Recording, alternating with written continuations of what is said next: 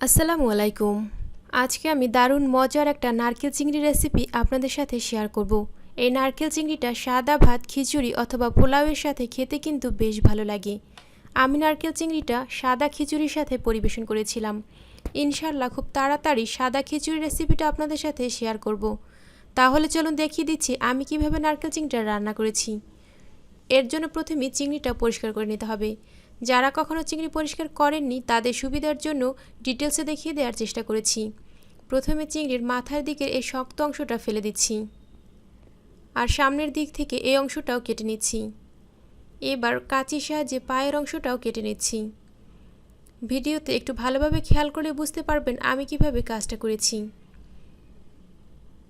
চিংড়ির মাথার দিকে একটা ময়লা থাকে, এই ময়লাটা বের করার জন্য কাঁচির সাহায্যে এভাবে লম্বালম্বিভাবে কেটে নিচ্ছি। পুরো কাজটা সাবধানে করতে হবে, না হয় চিংড়ির মাথার অংশটা খুলে আসতে পারে। চিংড়ির মাথার অংশটা অনেক বেশি নরম থাকে, এজন্য এটা খুলে আসার সম্ভাবনা থাকে। কাঁচির সাহায্যে ময়লাটা এভাবে একটু টেনে বের করে নিচ্ছি।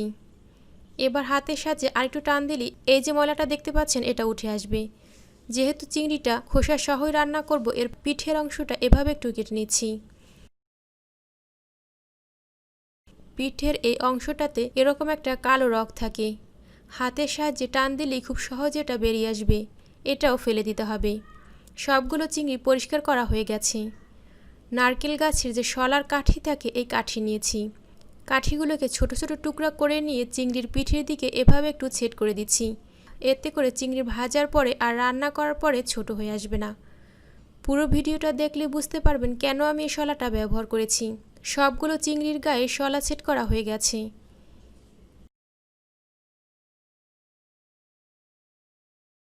এবার রান্না করার জন্য একটা প্যানের মাঝে 2 টেবিল চামচের মতো সয়াবিন তেল দিয়ে দিচ্ছি।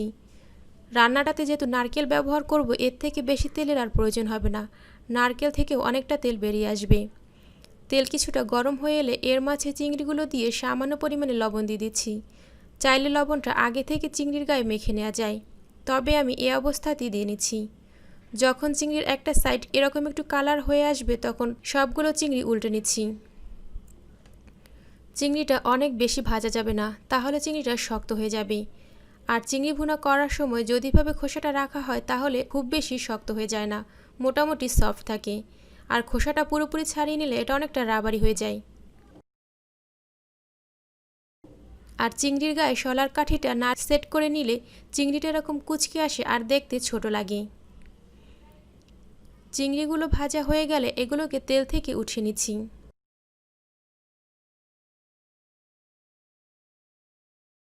একই তেলের মাঝে হাফ কাপের মতো দেশি পেঁয়াজ কুচি দিয়ে দিচ্ছি।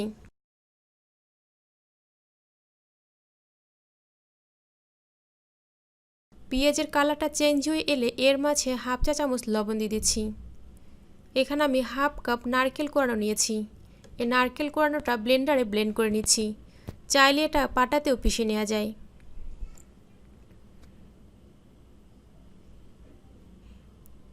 চিংড়ির মাঝে এই নারকেলটা ব্যবহার করার কারণে দারুণ একটা ফ্লেভার আর দারুণ একটা স্বাদ পাওয়া যাবে।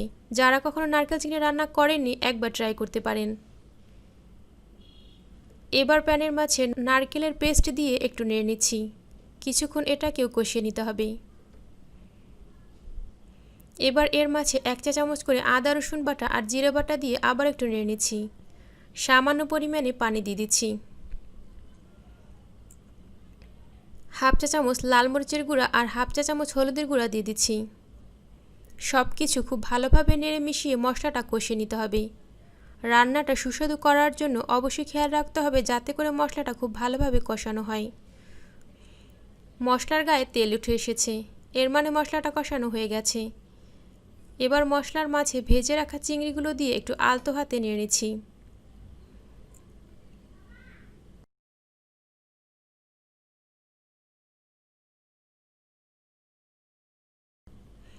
আলতো হাতে নেড়ে নিয়ে চিংড়ির গায়ে যখন মশলাটা খুব ভালোভাবে লাগানো হয়ে যাবে তখন এর মাঝে হাফ কাপের মতো গরম পানি দিয়ে দিচ্ছি। যে কোনো রান্নায় কষানোর পরে গরম পানি দেওয়া হলে রান্নাটা খুব দ্রুত শেষ হয়ে যায়। এবার এর মাঝে 4-5টা কাঁচামরিচ কুচি দিয়ে দিচ্ছি।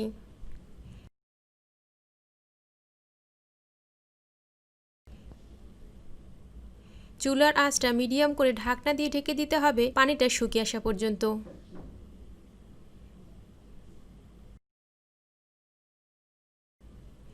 3-4 মিনিটের মাঝে পানিটা শুকিয়ে এসেছে। চুলার আঁচটা লো করে দিয়ে ঢাকনাটা তুলে নিচ্ছি। আবার একটু আলতো হাতে নেড়ে নিচ্ছি।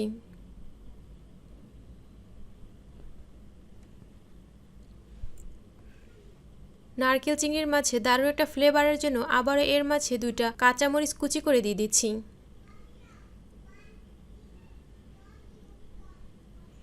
নারকেল চিংড়িটা রান্না করা হয়ে গেছে। যদি আপনাদের কাছে রেসিপিটা ভালো লাগে তাহলে একদিন বাসায় ট্রাই করবেন, আর এটা খেতে কেমন হয়েছিল কমেন্ট সেকশনে জানিয়ে দিবেন। যদি ভিডিওটা ভালো লাগে প্লিজ আমার চ্যানেলটি সাবস্ক্রাইব করবেন, আর পাশে আসা বেল আইকনটি প্রেস করে রাখবেন, এতে করে আমি কোনো নতুন ভিডিও আপলোড করলেই সেটা সবার প্রথমে চলে যাবে আপনার মোবাইলে। আজকের ভিডিওটা দেখার জন্য সবাইকে অসংখ্য ধন্যবাদ। আমার চ্যানেলের আরও মজার মজার রেসিপিগুলো দেখার জন্য লিংক আমি ডেসক্রিপশন বক্সে দিয়ে দিয়েছি, আপনারা চাইলে রেসিপিগুলো দেখে নিতে পারেন। সবার জন্য রইল অনেক অনেক শুভকামনা। আল্লাহ হাফেজ।